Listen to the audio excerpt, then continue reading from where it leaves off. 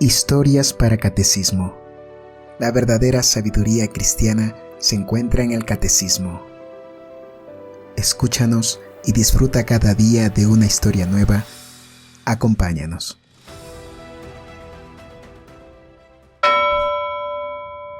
La pasión de nuestro Señor Jesucristo por el Padre Luis de la Palma. Viernes Santo, segunda parte. Prefieren a Barrabás antes que a Jesús. Por todo lo que sucedía, Pilato se convenció de que los sacerdotes le habían entregado al Salvador solo por envidia. De modo que buscaba la manera de librarle, y ya que no había conseguido libertarle como inocente, intentó hacerlo como culpable. Y fue que tenían los judíos la costumbre de que cada año por Pascua, en recuerdo de su liberación de Egipto, les soltase el procurador un preso de la cárcel, a quien quisieran, a cualquiera que ellos pidiesen. Como esto se hacía en beneficio del pueblo, llegó toda la gente de Jerusalén a casa de Pilatos, y empezó a pedirle que concediese la gracia que siempre solía todos los años. Con este motivo le pareció a Pilatos que había encontrado el modo de librar a Jesús. Tenía entonces en la cárcel a un preso famoso que se llamaba Barrabás, y era ladrón y sedicioso, y en un tumulto que hubo en la ciudad había matado a un hombre. Y aunque en los años anteriores ellos elegían a quien querían, esta vez no fue así. Les obligó el pretor a escoger uno de los dos, o a Barrabás o a Cristo. ¿A quién queréis que os suelte, a Barrabás o a Jesús, que se llama Cristo? Les puso en este aprieto porque estaba seguro de que todo era por envidia, y le parecía que no podía ser tanto su apasionamiento ni que estuvieran tan ciegos que no viesen el castigo que merecía aquel ladrón y asesino, y pensó que no se atreverían a pedir su libertad en contra del Salvador. Pero venció la maldad de los sacerdotes. Al oír lo que el juez decía y que el pueblo admiraba al Salvador por sus milagros y su doctrina, temieron que le eligieran a él y quedara libre. Se repartieron entre la muchedumbre que allí estaba, y empezaron a convencerles o a sobornarles, persuadiéndoles de que pidiesen la libertad de Barrabás y la muerte del Salvador. Les dirían: es cierto que Barrabás es un ladrón y ha matado a un hombre, pero es mucho peor ser blasfemo. Está mal matar a un hombre, pero es mucho peor querer destruir el templo santo de Dios. En todo caso, si Barrabás no se enmienda, se le puede luego castigar, aunque es seguro que quedará tan agradecido a que le elijáis que se portará bien a partir de ahora. Pero, en cambio, Jesús Nazareno, tan satisfecho de sí mismo, diciendo siempre lo que le parece, no os agradecerá nunca que le hayáis librado de la muerte, será siempre el mismo, levantando alborotos entre la gente y poniendo en peligro la nación. Si ahora no muere, luego no habrá quien pueda remediar su daño. Además, ¿no entendéis lo que el juez pretende? Pretende ponernos a prueba y tener de qué acusarnos, como él ha sido acusado de hacerse rey y de ir contra el César. Si le elegís a él, verá que le queréis por rey y os levantáis contra el César, y entonces caerá sobre nosotros todo el poder de los romanos. ¿No os dais cuenta? Con estas y otras parecidas razones, incitaban al pueblo contra el Salvador. Como el pueblo tardaba en responder, Pilatos les preguntó otra vez: ¿a quién de los dos queréis que ponga en libertad? Estaba clara la intención de Pilatos: librar al Salvador, porque lo juzgaba justo, según las alegaciones y las pruebas, y deseaba conseguir la libertad del Salvador. Pero darle la libertad en competencia con Barrabás era un favor muy mezquino, porque si quedaba libre no era ya como inocente, sino como culpable, y solamente libertado por el privilegio de Pascua. Ya el solo hecho de compararle a Barrabás era una ofensa y una injusticia, aunque saliera vencedor. Pero ni siquiera este mezquino favor quiso hacerle el pueblo. Estando ya bien preparado por los sacerdotes, empezaron todos a gritar: fuera ese, libra a Barrabás. Era tanto el odio que sentían contra el que ni le llamaban por su nombre. Ese decían, no a ese, sino a Barrabás. Quizá esta ofensa que recibió de su pueblo fue lo que más dolió al Señor en toda su pasión, porque un alma generosa no teme tanto los golpes como el desprecio, y que fue sino desprecio e ingratitud lo que le hicieron al preferir a un ladrón y asesino frente a él. Cuando seamos ofendidos, pensemos en lo poco que vale la opinión de los hombres, y busquemos solo agradar a Dios. Porque aquí vemos al santo de los santos considerado malo entre los malos, como dijo Isaías: fue considerado como un malhechor, como el peor y el más despreciable de los hombres. Esta fue la grave acusación que les echó en cara Pedro al decirles: vosotros sois los que negasteis y no conocisteis al santo y justo, pedisteis al juez que librara a un ladrón y homicida y, en cambio, quitasteis la vida al autor de la vida. Esta elección fue para los judíos la causa de que muchos perdieran la vida, y vino la guerra a su país, y se hundió su nación, y se cometieron tantos robos y saqueos que su ciudad murió. Esto ocurrió unos 20 años después de la muerte de Cristo. Pilatos intercedió de nuevo a favor del Salvador, deseando libertarle, pero, ¿qué queréis que haga con Jesús que se llama Cristo, Rey de los judíos? Se lo preguntó de esta manera para avergonzarles. Al nombrar a Jesús como Cristo y Rey suyo les pedía una solución más honrosa que la de condenarle a muerte de cruz. Pero ellos, que no deseaban otra cosa que la condena de Jesucristo, gritaron: «Crucifícale». Y lo gritaron repetidas veces. Pilatos, por tercera vez, insistió con más fuerza: «Pero, ¿qué delito ha hecho este hombre para crucificarle? Yo no encuentro en él ningún delito de muerte. Lo que haré será castigarle y luego dejarle libre». Pero cuanto más a su favor hablaba el juez, más se enfurecían ellos, y pedían con gran insistencia que fuese crucificado, hasta el punto de dominar la buena voluntad del procurador. Pilatos manda azotar al Salvador. Pilatos ofrecía al pueblo castigar a Jesús con la pena de azotes. No era solamente doloroso, sino humillante. Únicamente se aplicaba a los esclavos y a los habitantes de provincias romanas, la ley prohibía aplicarla a los ciudadanos romanos. Por eso le parecía a Pilatos que esta pena era suficiente, si de algún modo era culpable ante los judíos por el asunto de su reinado, pensaba Pilatos, con los azotes quedaría tan desprestigiado y avergonzado entre los hombres que ya no se atrevería más a hablar de su reino. Pero como vio que ni al pueblo ni a los sacerdotes les parecía suficiente al proponérselo, decidió ponerlo por obra para que, al verle, quedaran convencidos de que ese castigo sí era suficiente y cambiarían de parecer. Con esta intención, y huyendo de los gritos que daba el pueblo, se retiró con el Salvador al interior del pretorio, quejándose de aquella gente que le obligaba a hacer lo que no quería. «Ya has visto», le diría a Jesús, «el furor de tu pueblo contra ti y los medios que yo he puesto para librarte. Veo claro que todo es debido a la envidia que te tienen, pero, ¿cómo puedo hacer razonar a un pueblo enfurecido? Es mejor que ahora sufras la pena de azotes para evitar que te maten. Yo no puedo enfrentarme a ellos, no sería prudente, podría perderme yo y toda la provincia que gobierno. Si te opones, no podré librarte de la muerte. Se me ocurre este medio para que conserves la vida: sufrir ahora este castigo, tus enemigos se calmarán y yo me veré libre de ellos. Es necesario que te prepares a ser azotado». El Salvador seguiría callado, o quizá dijera: «Estoy preparado para recibir los azotes». La pena de azotes era inmediatamente inferior a la pena de muerte. Se recibían azotes en todo el cuerpo, desde la planta de los pies a la cabeza. Lo quiso así el Señor para curar las llagas de su cuerpo místico. No se hallaba en él parte sana desde la planta de los pies hasta la cabeza. Sufrió en su cuerpo tanta crueldad a cambio de la sensualidad y deshonestidad de los hombres que, siendo tanta y tan horrible, así debía ser el sufrimiento del Señor. Esta debe ser la razón por la que el Señor, al hablar a sus discípulos de su pasión, mencionaba sus azotes, como si tuviese muy presente esta humillación y este cruel dolor. Al ser entregado el Salvador por Pilatos a los verdugos y a los lictores, se lo llevaron de su presencia y le mandaron que se desnudase. El Señor, como dice Pedro, era tan manso y humilde que no maldecía a quien le injuriaba ni amenazaba con su venganza al padecer, sino que obedecía a quien le condenaba injustamente. Jesús se desnudó y se dispuso a padecer aquel tormento.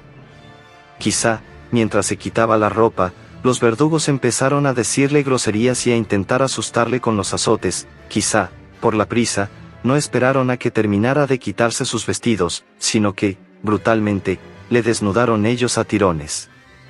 Quedó desnudo su cuerpo virgen, concebido sin pecado, cuerpo el más hermoso con el que se había unido la divinidad para honrar con él a toda la naturaleza y para que, al verlo, bendijéramos a Dios.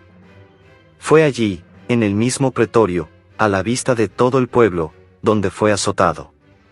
Los verdugos ataron al Señor, desnudo como estaba, a una columna, y empezaron a azotarle. Las ataduras debieron ser muy fuertes y seguras porque los judíos temían que, como le habían visto hacer tantos milagros, se les escapase.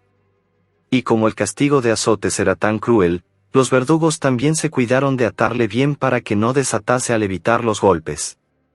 No hacía falta que atarais al Salvador, aun sin ataduras él se hubiera estado quieto. No debíais de haber atado las manos de aquel que tiene las vuestras, no las moverá, quiere sufrir. Su amor es más fuerte que las ataduras, el mismo Dios se ató con ataduras de amor. Si no tuviese amor, nada hubiera bastado para atar a Dios a una columna. Pensad que si la noche anterior Pedro tenía frío estando vestido, ¿qué frío sentiría el Señor estando desnudo, atado a una columna de mármol, sin dormir, y agotado por el mal tratamiento sufrido y su dolor? Le azotaron con varas conforme a la costumbre romana. Era mucho más cruel este castigo entre los romanos que entre los judíos. Los instrumentos de tortura eran varios: el látigo, que tenía 3 correas de cuero endurecido atadas a un palo corto; el vergajo, que eran varas verdes y flexibles de árbol; la fusta, que eran simples correas de cuero y, por fin, el flagelo, que era un látigo de correas guarnecido de bolitas de plomo, huesecillos cuadrados y agudas puntas de hierro llamadas escorpiones. Se alternaban unos verdugos a otros que, según dicen, eran 6, y descargaban toda su fuerza sobre las espaldas del Hijo de Dios. ¿Quién ha visto a los hombres azotar al Hijo de Dios a la vista de los ángeles del cielo y de su Padre eterno? Venid, hombres, y veréis a Cristo flagelado por vuestra culpa. Daos cuenta de lo que valéis, pues fuisteis comprados a este precio, y de lo que debéis a quien libremente pagó por vosotros. No te hagas otra vez esclavo del pecado si sabes valorar la grandeza de este rescate. La columna en que el Señor estaba atado era baja, de modo que toda su espalda quedaba combada y tirante, dejando así más superficie para los azotes. Como los látigos eran largos, no solo daban en su espalda, sino que llegaban en revuelta hasta el vientre o el pecho o la cara. No se puede saber el número de los azotes, pero se sabe que era costumbre romana dejarlo al arbitrio de los verdugos y a la resistencia del ajusticiado. No podían ser pocos los azotes, no solo por la brutal crueldad de los soldados, sino porque eran muchos los pecados que el Señor tenía que saldar. Los profetas habían hablado de él, explicando tal como quedó después de este tormento. Dijeron que había quedado horrible y desagradable de ver, con tantas heridas; su cuerpo parecía el de un leproso, y que desde la planta del pie hasta la cabeza había quedado todo golpeado, herido y sangrado. Si esto vieron y sintieron los profetas que le miraban desde tan lejos, pensad que sentiría su madre, que estaba allí cerca. En cuanto le llegó la noticia que Pilatos había resuelto azotarle, volvió a llorar y, con ella, aquellas mujeres amigas. Todas las mujeres lloran y sufren cuando insultan o maltratan a sus hijos, y la Virgen María sufrió más que ninguna madre, porque su hijo era Dios. Quiso acercarse al pretorio para ver o por lo menos oír los golpes, y quedaría tan herida y derramaría tantas lágrimas como perdió sangre el cuerpo de su hijo. Durante la pasión de mi hijo, contó la Virgen María, sus enemigos le cogieron y le abofetearon en la cara y en el cuello. Luego le llevaron a una columna y él mismo se desnudó y puso sus manos en la columna, y ellos le ataron. Al primer golpe, yo, que estaba allí cerca, caí como muerta. Al recobrarme, vi su cuerpo azotado hasta las costillas, de modo que se le veían los huesos; con los azotes le desgarraban la carne. Y mi hijo estaba allí, sangriento y despedazado; no quedaba en su cuerpo parte sana donde le pudiesen azotar ya más. Entonces, uno de los que estaban allí, enojado, gritó: ¿es que pretendéis matar a este hombre antes de sentenciarle? Y a la vez que dijo esto cortó las ataduras. Solo la Virgen María sabía reconocer el eterno amor que Dios Padre tenía al mundo, que por él no perdonaba a su Hijo, y ella también ofrecía a su Hijo, con todo su amor, para la salvación de todos los hombres, deseando que todos reconocieran y amasen este inmenso beneficio del Salvador hacia ellos. ¿Hay todavía algún hombre tan ciego que no le conozca? ¿Hay todavía algún corazón tan duro que no quede lastimado y caiga rendido a sus pies? Todo el mundo tendría lástima de un hombre que por salvar a un ladrón entrase él mismo en la cárcel y vendiese todos sus bienes para pagar los robos que no hizo. Si el ladrón beneficiado tenía sentimientos de hombre, sufriría avergonzado de ver en la cárcel a su fiador, de verle pobre y sin nada por su culpa.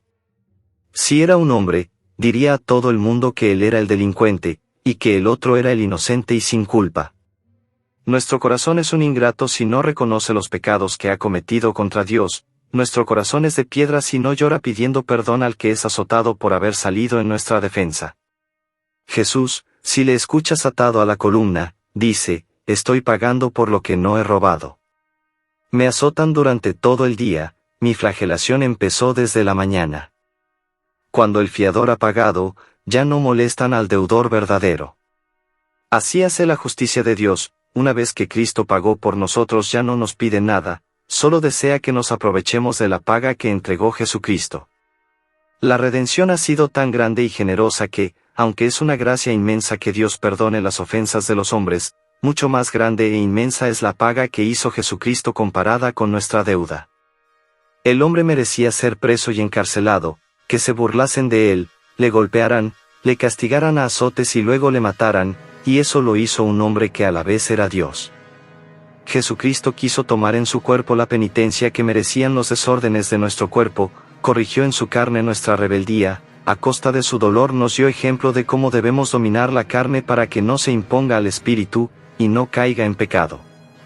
El más hermoso de los hijos de los hombres, perdió su hermosura y quedó todo su cuerpo hecho una llaga, como leproso quedó para que nuestra alma se hiciera hermosa y agradable a los ojos de Dios, para que la iglesia apareciese gloriosa ante Él, sin que tuviese mancha ni arruga ni cosa parecida, para que sea santa e inmaculada.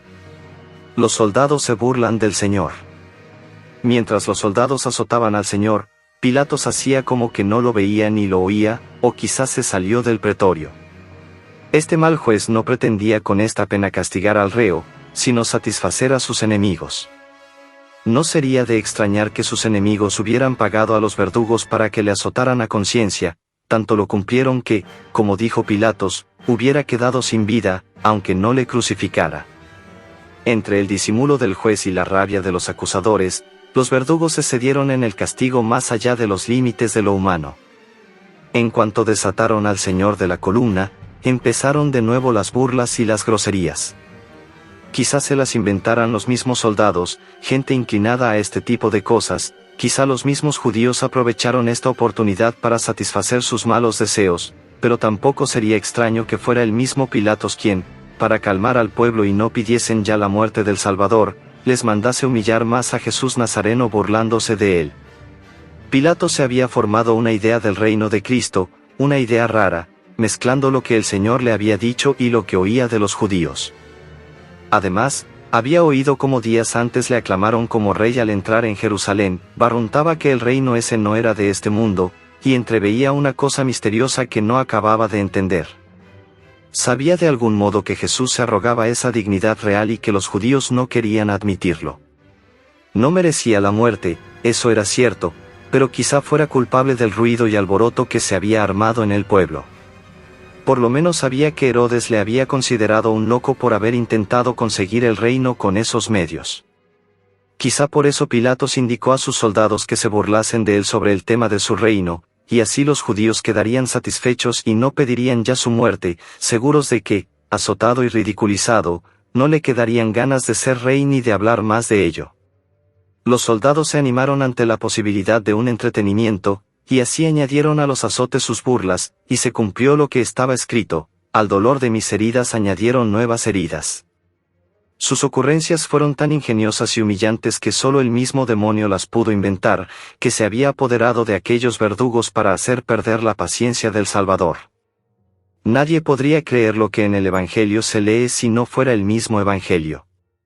No se contentaron con burlarse de él los 6 verdugos que allí estaban, sino que llamaron a toda la cohorte, como hacen notar San Mateo y San Marcos, y debían de ser, por tanto, unos 125 soldados.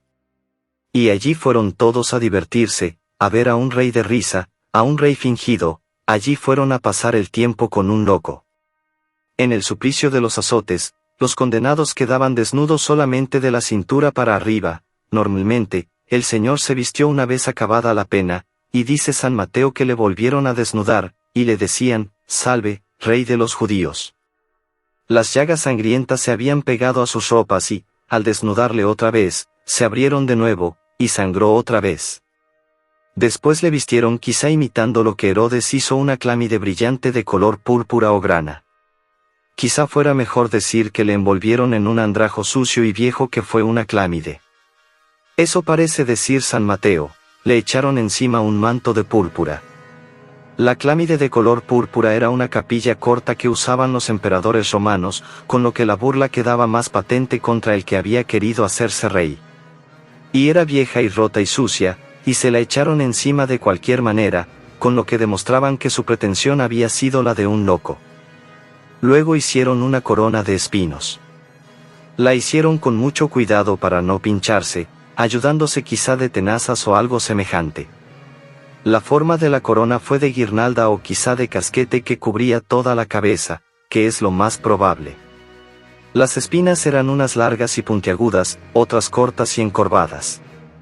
No se sabe bien qué espino usaron, porque en Israel hay muchas variedades, y en Jerusalén. Una vez hecha la corona, se la clavaron con toda su fuerza, a golpes de tenaza o con palos para no lastimarse. El dolor fue terrible, y empezó la sangre a resbalar por su cara. Entonces comenzaron las burlas al rey fingido. El Señor dejó unidas a su corona de rey, para sus amigos, dos precisas joyas de gran valor, el dolor y la burla. Luego, le pusieron una caña en la mano derecha, para que hiciese de cetro. Juzgaban a Cristo como un hombre vacío y sin sentido, como es la caña, así pensaban de su reino, que era algo quebradizo y sin firmeza, como una caña. Luego se rieron de él, se arrodillaban dándole la enhorabuena por su reinado, y le decían, Dios te salve, Rey de los judíos, y fingían adorarle como a un rey. Le escupían en la cara, y se mezclaba su asquerosa saliva con la preciosa sangre del Señor, que goteaba desde su cabeza. Esto hirió muy adentro al Señor, se lo contó a sus discípulos antes de que sucediera, una de las veces que iban a Jerusalén, se reirán de mí y me escupirán. Le dieron muchas bofetadas, se acercaban a él y le decían, Salud, Rey de los judíos, y le daban bofetadas. Se acercaban uno después de otro a saludarle, se arrodillaban, haciendo como que le querían besar la mano como a un rey, tendían su mano, y luego le daban en la cara con toda su fuerza. Otros, al arrodillarse, le cogían la caña y le daban con ella en la cabeza, y los espinos se le hincaban más, cogían la caña y le golpeaban en la cabeza. Le habían llevado al atrio del pretorio, los soldados le llevaron al atrio del pretorio. El pretorio tenía un patio grande donde cabía bien toda la gente que estaba allí mirando, y, un poco más elevado, adosado al pretorio, estaba el atrio o tribunal de justicia. Allí sentaron a Jesús para que todo el mundo le viera, allí le desnudaron y le echaron encima la capa corta de los emperadores, le pusieron la corona de espinos y se rieron de él. Le dirían, esta clámide, Señor Rey, os la envía de Roma el emperador, tal como vos merecéis. Y los soldados y el pueblo corearían la broma a risotadas. Luego, al ponerle la caña, tomad esta caña en la mano, como es el reino así es el cetro, tan vacía está la caña como vuestra cabeza, mi rey. Y se renovaban las risas, y resbalarían lágrimas de dolor de los ojos de Jesús, Rey de Reyes, Divina Majestad, Señor de los que dominan, Dios. Al clavarle la corona en la cabeza, se reirían así, puesto que sois rey, no está bien que estéis sin corona, perdonad, Señor, si esta corona no es completamente de vuestro gusto. Y se la clavaban a golpes. Empezó a gotear sangre, corrían hilos de sangre desde los cabellos y resbalaban por la frente y su cara y por el cuello. Tenía la cabeza inclinada el que es cabeza de todos los hombres y los ángeles, pero el Señor la levantó para que nosotros, que estábamos caídos, nos levantáramos también. Tú, Señor, eres mi amparo y mi gloria, y el que me hace levantar la cabeza. Fingían adorarle, lo fingían como los hipócritas, que honran a Dios de palabra y su corazón está lejos y sus obras le ofenden. Se arrodillan para besarle la mano y luego le dan una bofetada. ¿Quién se podrá quejar de que es ofendido, si ve lo que padeció el Señor por él? Jesús seguía firme ante sus verdugos. Ofrecía su cuerpo a los que le herían, y sus mejillas a los que le abofeteaban, y no desviaba la cara de los que le insultaban y le escupían. Él era más poderoso para sufrir que sus enemigos para hacerle daño. Estaba sentado con tanta gravedad y serena elegancia como si de veras le coronaran rey. Aceptaba las injurias como si de verdad fueran alabanzas a su persona. No hubo en el mundo rey ni emperador que se vistiera la púrpura con tanta alegría, y aceptase tan a gusto el cetro y la corona como el Señor lo hizo con aquel trapo viejo y los espinos y la caña. Deseaba más que ningún rey en el mundo que todos los hombres estuviesen presentes a su coronación como rey del dolor. Pocos eran 100 o 125 soldados, poca era toda la gente de Jerusalén que miraba para el que invitó a todas las criaturas: salid, hijas de Jerusalén, y veréis al rey Salomón con la corona que le coronó su madre el día de la boda, el día de la alegría de su corazón. Este rey santo, que había de ser magnífico en la santidad, debía ser coronado no con joyas mundanas sino con las riquezas de su Padre eterno le dio para que fuera glorificado, la obediencia hasta la muerte y el amor. Convenía que la púrpura no valiera nada y fuera vieja, porque su verdadero vestido de rey eran sus llagas y era su sangre y eran sus fieles amigos por quienes moría. Con todos estos te has de vestir y adornar, como una novia te has de engalanar con ellos. Sus fieles amigos eran como aquella capa de púrpura, viejos, sucios y gastados, por eso tuvo que empaparlos, como a la clámide, en su sangre y hacerlos nuevos, limpios y llenos de gracia. Limpiaron sus manchas y lavaron sus ropas en la sangre del Cordero. Por este camino llegó a ser Rey de Reyes, porque todos sus súbditos quedaron vestidos de púrpura teñida con su preciosa sangre. También su corona fue de espinos, y no tenía que ser de otra cosa, nada había en este mundo con que poder hacer la corona que merecía. Todo lo de este mundo termina, se marchita y muere, lo que queda es el amor que se consigue con el sufrimiento, como las espinas que punzan y hieren. En esta vida sí que hay abundantes espinas, y el Señor las quiso hacer suyas para que nosotros no las sufriéramos, lo que nosotros merecíamos, Él lo sufrió. Lo que para nosotros hubiera sido muerte eterna, para Él fue mérito y gloria eterna. Esas espinas que a nosotros nos quitó brotaron flores de inmortalidad, se hizo con ellas una corona que ya nunca se marchita. Su corona fue de espinas, y bien clavadas en su cabeza, así tuvo que ser, porque su reino iba a ser firme y perpetuo, y sólo así su corona nunca caería y nadie podría quitársela.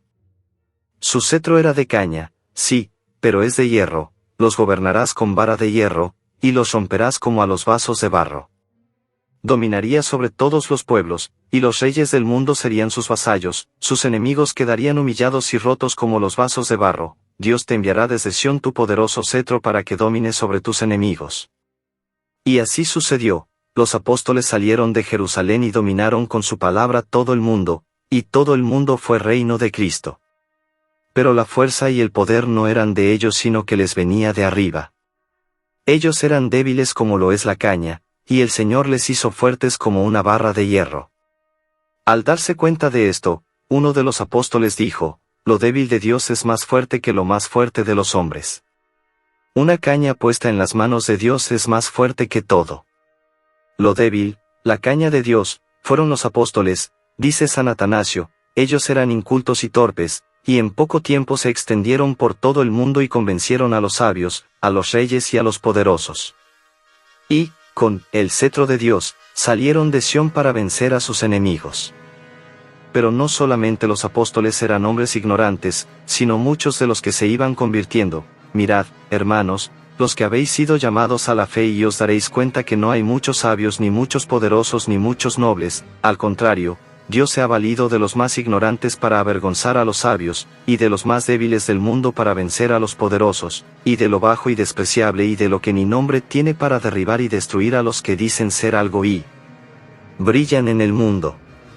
Por eso quiso Dios pelear con una caña con el mundo, para que no se envanezca nadie, ni se atribuya a sí mismo lo que es poder y fuerza de Dios. Quiso el Señor que su cetro fuera una caña para que su triunfo no se atribuyera a la caña sino a Dios, que la sostiene. Las ceremonias de burla que Jesús padeció eran también necesarias para su reino, porque su reino exige que esté fundado en hombres pacientes, que sepan despreciar los aplausos del mundo, que sepan renunciar de verdad a todas las cosas mundanas que apartan de Dios.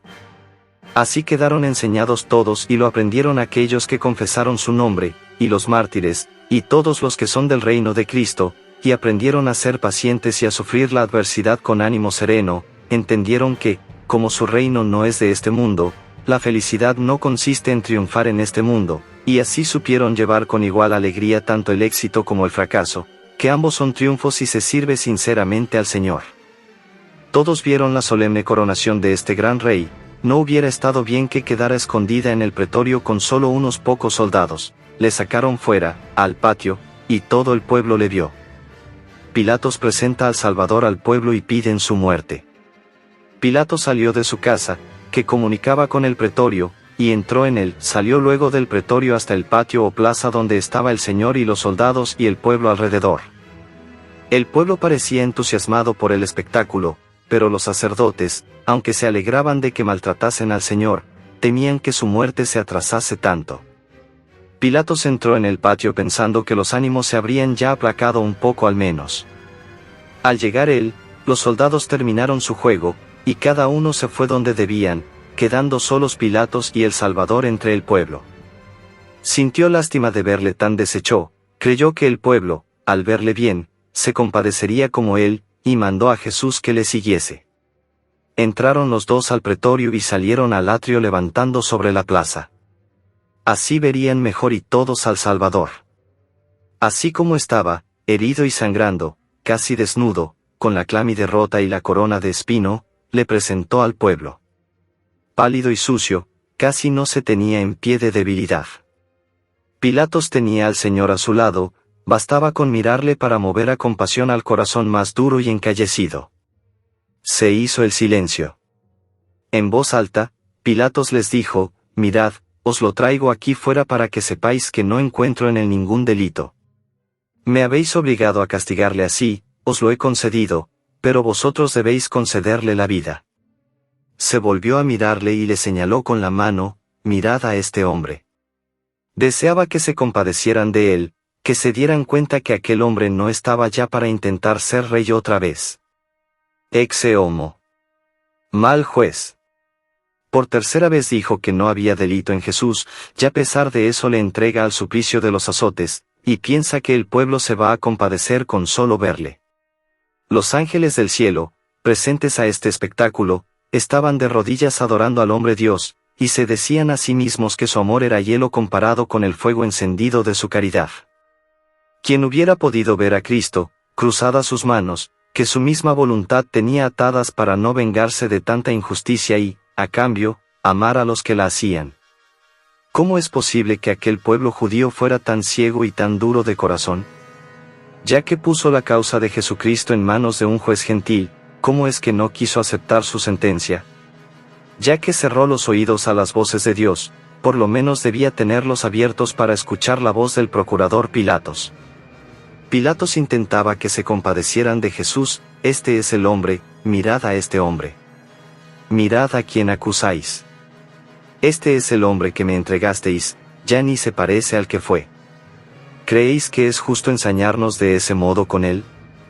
¿Dónde está su poder? ¿No le veis deshecho y sangrando? Si le temíais como rey, ahora no merece sino compasión. Tal como está ya no volverá a hablar de su reino, ¿no veis cómo está? ¿Qué más queréis? ¿Qué más le pedís?» Pero ni la presencia de Jesucristo azotado ni la autoridad de Pilatos valieron de nada. Los pontífices y sacerdotes del templo seguían encizañando al pueblo con su envidia y odio incontenidos. Al oír a Pilatos y ver lo que pretendía, se olvidaron de su autoridad y de la gravedad que exigía su oficio, y de la piedad que debe exigirse a un sacerdote, y empezaron a gritar en medio de la plaza: «Crucifícale, crucifícale». Pilato se quedó sorprendido. Él no hubiera puesto en juego su autoridad de no estar seguro que sus palabras y la presencia lastimosa del Señor conseguirían lo que quería.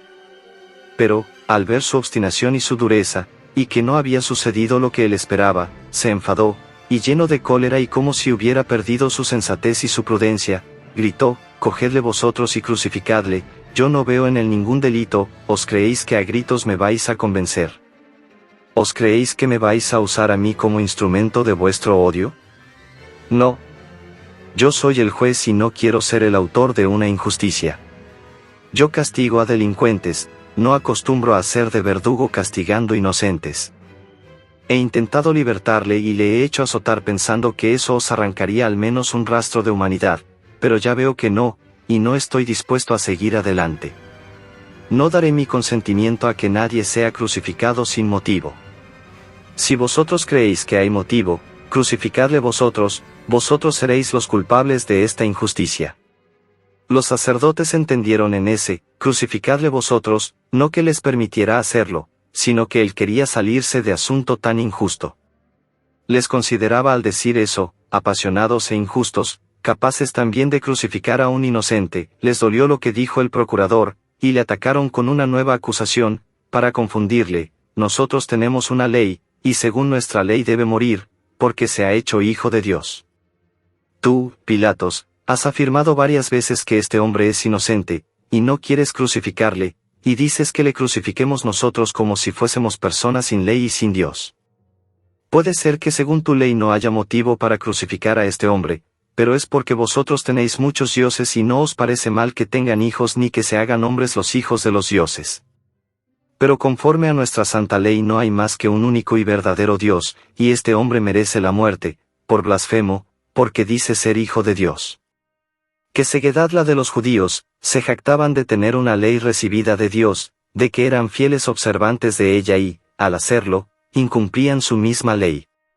La guardaban, eso sí, no entrando en el pretorio para no contaminarse, la guardaban siendo muy celosos de cosas como el diezmo del anís y del comino y olvidaban las cosas más importantes y serias, la justicia y la misericordia, como les dijo una vez el Señor.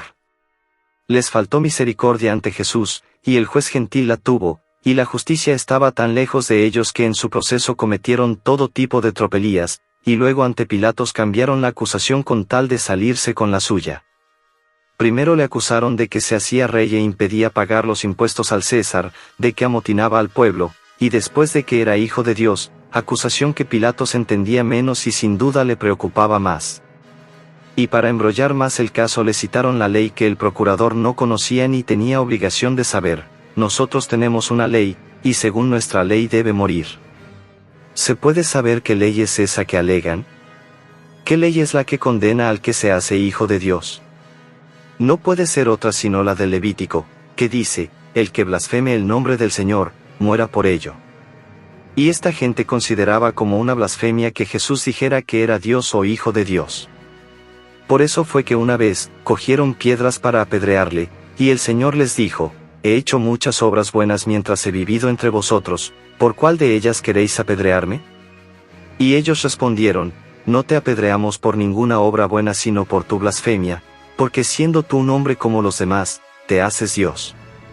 Entonces Jesús intentó explicarles que él era Dios, pero quisieron apedrearle de nuevo y se escapó. Si vuestra ley dice que debe apedrearse al blasfemo, ¿por qué queréis que muera en la cruz, el que blasfeme el nombre del Señor, que sea castigado con la muerte, con piedras le cubrirá toda la gente? No cumplís, por tanto, vuestra ley, pues entregáis al que vosotros llamáis blasfemo a un gentil, y le pedís insistentemente que le crucifique. Si a vosotros no os es lícito dar esa pena de muerte, ¿cómo decís, cómo es posible que sea lícito pedirla? Y si el delito de que le acusáis no merece la muerte más que en vuestra ley, ¿cómo es que pedís otra muerte distinta de la que manda vuestra ley? Si no hay ley romana que condene esa que llamáis blasfemia, ¿queréis en cambio que se castigue con la pena de muerte romana? Todo esto demuestra vuestra ceguedad, vuestra pasión, vuestra injusticia, vuestra envidia y vuestra soberbia. Nosotros tenemos una ley, y según nuestra ley debe morir, porque se ha hecho hijo de Dios. Así como Caifás, sin saber toda la profundidad de lo que decía, afirmó que convenía que un hombre muriese para salvar a todo el pueblo, de la misma manera los judíos dijeron una gran verdad al afirmar que su ley era de Dios, y, por esa razón, también era verdad que Jesús era hijo de Dios porque estaba escrito en su ley, y también su ley decía que iba a morir, y explicaban los profetas cómo iba a ser su muerte. Según nuestra ley debe morir. Sí, era cierto, allí estaba escrito que moriría. E incluso el Señor tomó de la ley una comparación para significar su género de muerte, así como Moisés levantó una serpiente en el desierto, para que los que la mirasen quedaran sanos y habían sido mordidos de serpiente, así convenía que el Hijo de Dios fuera levantado en la cruz, para que los que le mirasen con fe y con amor fuesen salvador, pues habían sido mordidos de muerte por el pecado. No fue en vano que Pilatos dijera, miradle, aquí os lo traigo, a los judíos que allí estaban, pues tantos han sido curados, después de mirarle, de sus muchos pecados, y le han mirado luego con tanto amor, que ahora están azotados y coronados de espinas y crucificados en su corazón con él. Miremos todos a este hombre, a quienes desearon ver tantos reyes y profetas y patriarcas. Miremos a este hombre para escucharle, porque es el Maestro. Miremosle para imitar su vida y seguir sus pasos, porque no hay otro camino para salvarse que él. Mirad a este hombre para compadeceros de él, para llorar vuestros pecados y hacer penitencia, pues nuestros pecados le han dejado como está. Miradle, porque el que no le mire no escapará a la muerte eterna, miradle para no morir, y seréis perdonados y curados. Pilatos habla otra vez con Jesús para librarle de la muerte. Los sacerdotes y los judíos odiaban sin motivo al Salvador, de ahí que al sacarle Pilatos y decirles que le miraran, en vez de compadecerse de él pidieron la cruz por blasfemo, porque se ha hecho hijo de Dios. Los sacerdotes habían callado hasta entonces la acusación de hijo de Dios, y solamente habían alegado su deseo de hacerse rey y de ir contra el César, porque pensaban que, como gentil, tendría más en cuenta esta acusación contra Roma que no esta otra contra Dios. Es razonable que Pilatos tomara muy en serio esta acusación de que Jesús iba contra el César, aunque luego comprobó que nada era cierto, y que todo era por odio y envidia. Sin embargo, solo el nombre de César le obligaba a tomar con mucho cuidado la causa. No podía condenarle solo por temor a que fuera cierto si no había pruebas, pero por otro lado, si le absolvía y le dejaba ir libre, temía a los sacerdotes y a los pontífices, que podían acusarle ante Roma de dar la libertad a un traidor al imperio. Perplejo ante esta situación decidió eximirse de toda responsabilidad enviando a Jesús a Herodes. Después buscó una componenda, comparó a Jesús con Barrabás, y luego le azotó para calmar al pueblo y ver de librarle. Ninguno de estos intentos le dio resultado. Como Pilato seguía dudoso e indeciso, aportaron una nueva acusación contra Jesús, hacerse hijo de Dios. Si antes estaba asustado, después de esto lo estuvo mucho más, se acordó de lo que Jesús le había dicho, que su reino no era de este mundo, y que había venido para dar testimonio de la verdad. No le pareció demasiado extraño que pudiera ser cierto porque había visto la gravedad de Jesús, su prudencia en las respuestas, su constancia y entereza en callar, y había oído también todas las cosas maravillosas que se decían de él.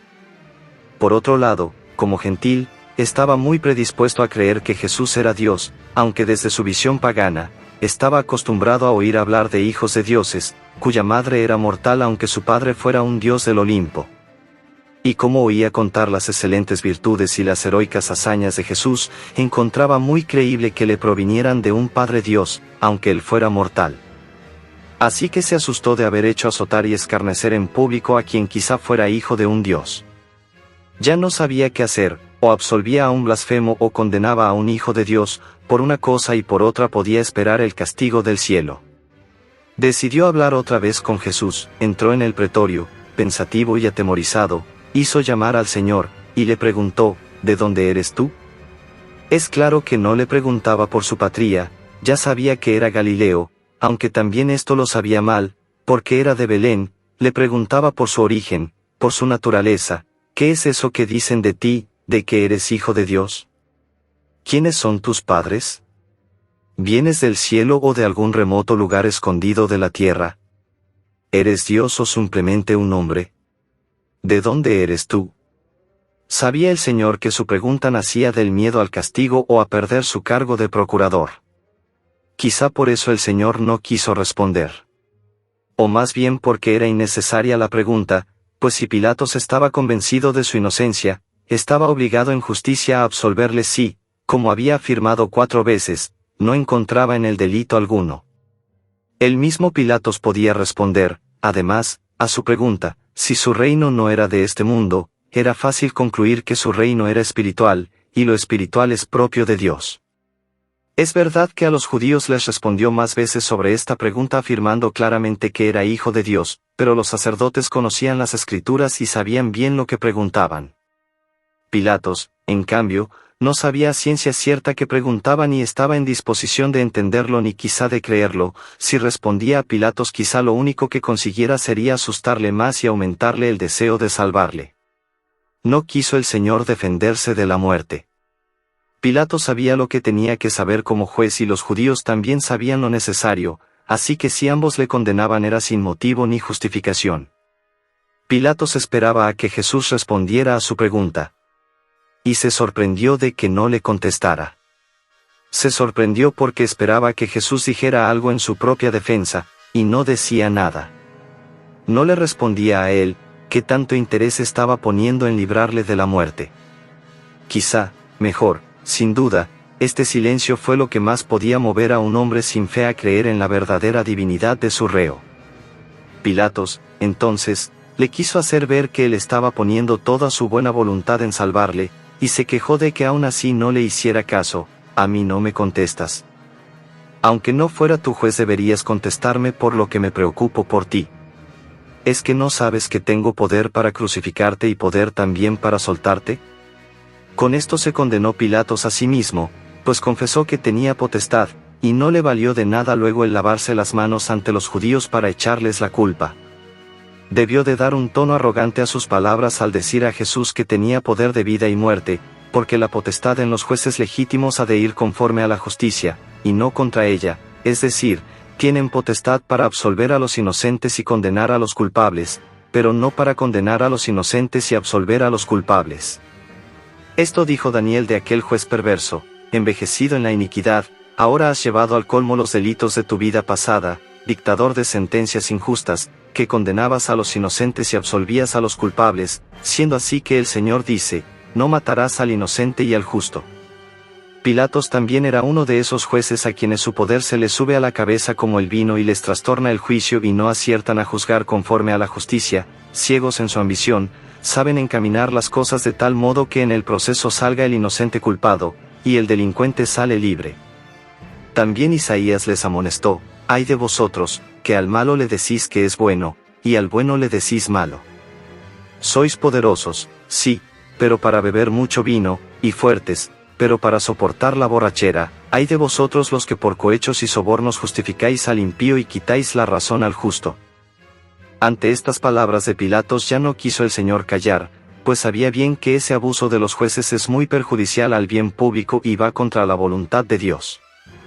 El Señor, que es juez universal de vivos y muertos, y que había venido al mundo a dar testimonio de la verdad, a pesar del silencio que guardaba en lo que se refería a sí mismo, quiso dejar testimonio de esta verdad tan importante, y dijo al procurador, no tendrías ningún poder contra mí si no se te hubiera concedido de lo alto. Reprimió la soberbia de Pilatos y devolvió el honor debido a su eterno Padre, le hizo ver que su poder de crucificarle le venía porque Dios lo había permitido así, y no porque él quisiera. Porque Pilatos no tenía ningún poder legítimo para condenar a Cristo, pues era inocente. Esa oportunidad que tuvo de crucificar o dar la libertad a Jesús, la tuvo porque Dios quiso dejar en aquella hora el poder a las tinieblas. Pilatos tendría que dar cuenta a Dios del buen o mal uso del poder recibido, por esta razón, aunque su pecado era grande, lo fue mayor el de los que le entregaron a él, así se lo dijo, el que me ha entregado a ti tiene mayor pecado, Judas, Caifás, los sacerdotes, que han tergiversado mi causa y han hecho un juicio injusto, y me han entregado a ti, obligándote con amenazas a que me crucifiques. Se dio cuenta Pilatos al oír a Jesús, no tendrías poder sobre mí si no lo hubieras recibido de lo alto, que tenía razón, que su poder era recibido, y que a su superior debería rendir cuentas, al César, a los dioses o a ese poder de lo alto a que Jesús se refería. Se dio cuenta Pilatos de que su injusticia era grande si condenaba a muerte a un inocente, como él había llamado a Jesús, así que, desde aquel momento, trataba de librarle. Pero los judíos, al darse cuenta del intento de Pilatos, gritaban aún más que le crucificara. No sabían por qué, pero vieron que la acusación de blasfemo por quererse hacer hijo de Dios no había causado en Pilatos el efecto que esperaban. Así que volvieron a la primera acusación, si le das la libertad es que no eres amigo del César, porque todo aquel que pretende hacerse rey es contrario al César. Tú eres procurador del César, en su nombre gobiernas esta provincia, para eso estás en la ciudad, para defender la autoridad del César y hacerla respetar. Nosotros, para hacer un servicio al emperador, como súbditos leales, te hemos entregado este hombre, aunque es de nuestra raza, y nos sorprende que tú quieras defenderle y libertarle. Ya haremos saber al César qué clase de procuradores tiene y en quién está confiando. Pilatos prefirió perder la amistad de Jesús antes que la del César, prefirió conservar el cargo que el César le había confiado en vez de defender la justicia, quizá por eso le castigó Dios y, por medio del mismo César, perdió luego el cargo y murió de muerte violenta. Al oír Pilatos estas palabras, que tanto efecto le hicieron, y que ellos insistían pidiendo a grandes voces que le crucificara, y sus gritos eran cada vez más fuertes, se dio por vencido y decidió concederles lo que pedían. Pilato sentencia a muerte al Salvador. Asustado Pilatos por los gritos de los judíos, y por temor al César, le pareció que era más fácil atropellar la justicia que enfrentarse al furor de los injustos acusadores, y así decidió dar sentencia contra el Salvador y contentar y aquietar a los judíos.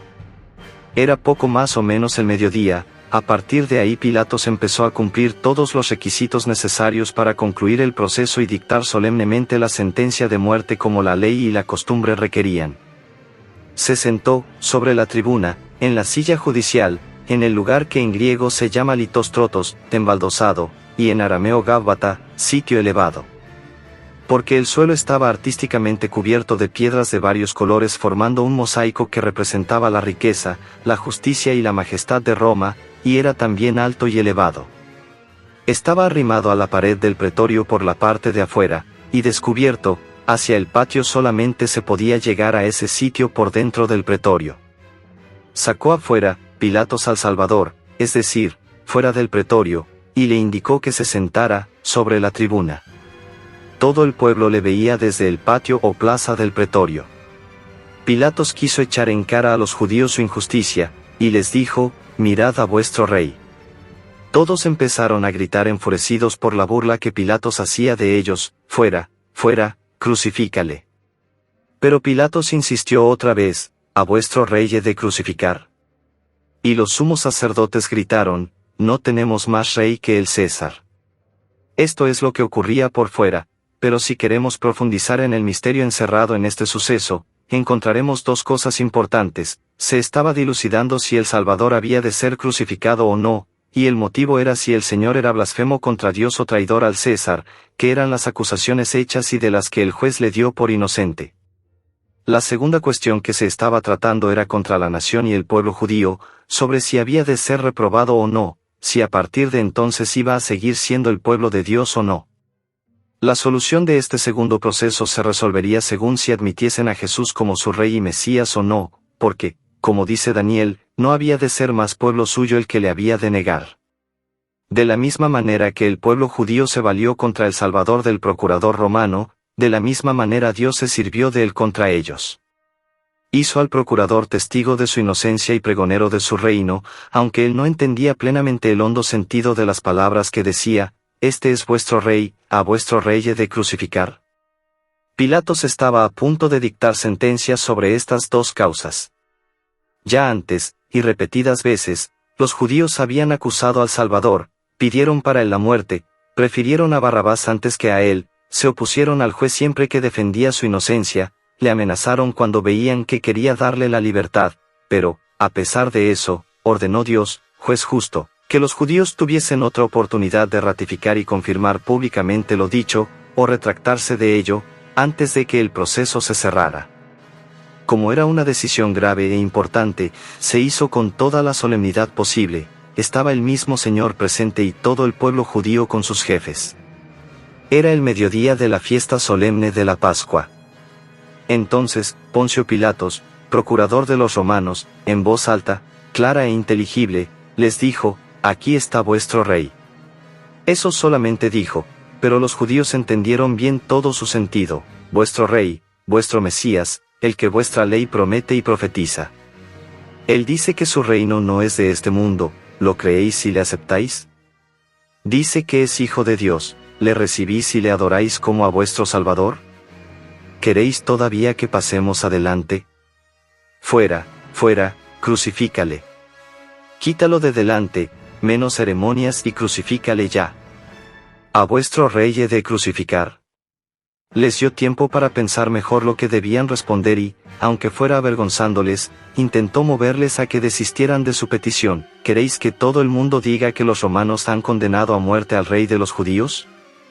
No obstante, los pontífices y sacerdotes que, cuanto más sabios eran más apasionados, y cuanto más viejos más sin vergüenza ni temor de Dios, respondieron, no tenemos otro rey sino al César. Los sabios debieron darse cuenta de que, si les faltaba el rey natural y no tenían a otro sino al César es que, según las Escrituras, había llegado el tiempo del Mesías. Pero, ciegos y apasionados, no quisieron recibir al rey que Dios les enviaba para darles la libertad eterna y se condenaron a sí mismos a la servidumbre de un rey extranjero, del César de Roma. Estando ya a punto Pilatos de dar la sentencia, le llegó un recado de su mujer, le dijo que aquella noche había soñado con Jesús Nazareno y que estaba asustada por ese motivo, le pedía que no condenase a aquel hombre justo y que no se mezclase en ese proceso contra él. No te metas con ese justo, porque he sufrido mucho hoy en sueños por su causa. ¿Qué fue lo que vio? Ni si fue un sueño natural o tuvo un carácter providencial no dice nada el Evangelio. Algunos santos padres opinan que Dios le envió esa visión para que diera testimonio de la inocencia de Jesús, y así quiso ayudar a la buena voluntad que tenía el juez, dijo que había sufrido mucho, quizá esa revelación llegó a saber que era hijo de Dios, vio incluso la destrucción futura del pueblo de Israel y el trágico final de su marido. No te metas con ese justo, porque hoy he sufrido mucho en sueños por su causa. Te ruego que no tomes parte en la condenación de ese justo. Es mucho lo que he sufrido viendo lo que se me ha aparecido en sueños respecto a él. No dijo su mujer al procurador lo que había visto, quizá porque no iba a creer su sueño y lo tendría por eso, por un sueño, y, si lo contara en público, como sabían los judíos que intentaba favorecer a Jesús, aún más lo tendrían por un sueño absurdo. Pero lo que es cierto, la mujer soñó algo sobre Cristo que le hizo sufrir mucho, y ella no dudó ni pudo callar, llena de miedo, envió el aviso a su marido cuando estaba ya a punto de dictar sentencia. Intentó forzar su voluntad, a causa de su sufrimiento, para que se compadeciera del justo. Como él tendría en cuenta el recado de su mujer, le enviaría otro recado con la respuesta, y quizá todo Jerusalén se enteró que la mujer del procurador romano había intercedido a favor de Jesús Nazareno. Y este también fue un testimonio importante de su inocencia para hacer ver la mala voluntad de los que le acusaban. Bien es verdad que otros opinan, en cambio, que fue el demonio quien le movió en sueños a estorbar la muerte del Salvador, para que su reino satánico no se arruinara para siempre. Pero no es razonable que el mismo demonio incitase a los judíos a pedir la muerte del Salvador y, al mismo tiempo, moviese a una mujer a que intercediese para salvarle. Hubiera sido más fácil, si quería impedir la muerte del Salvador y, con ello, la perpetuidad del reino del mal sobre la tierra, que cambiase el ánimo de los sacerdotes y del pueblo y que ellos mismos pidiesen luego su libertad. Si los judíos hubieran desistido de su acusación, el procurador romano no tenía ningún interés en llevarla adelante. Aun concediendo que pudiera ser así, que la mujer del procurador fue movida por el demonio, aun eso redundaba en honra de Dios nuestro Señor, porque como tantas otras personas y cosas el procurador, el centurión junto a la cruz, la luz y la oscuridad y las piedras, ella también proclamó la inocencia del que era justo. Una tradición muy antigua asegura que la mujer de Pilato se llamaba Claudia Procla y que se había hecho prosélita de la puerta, es decir, se había convertido al judaísmo, aunque conservando sus costumbres romanas. Luego, después de la muerte del Salvador, se hizo cristiana.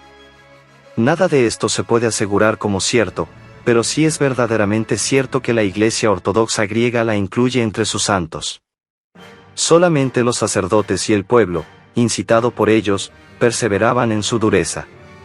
Pilatos pidió al Señor que se levantara y se sentó él en la tribuna y, viendo Pilatos que ninguna cosa aprovechaba, sino que, al contrario, iba creciendo el alboroto, pidió agua y se lavó las manos delante de todo el pueblo.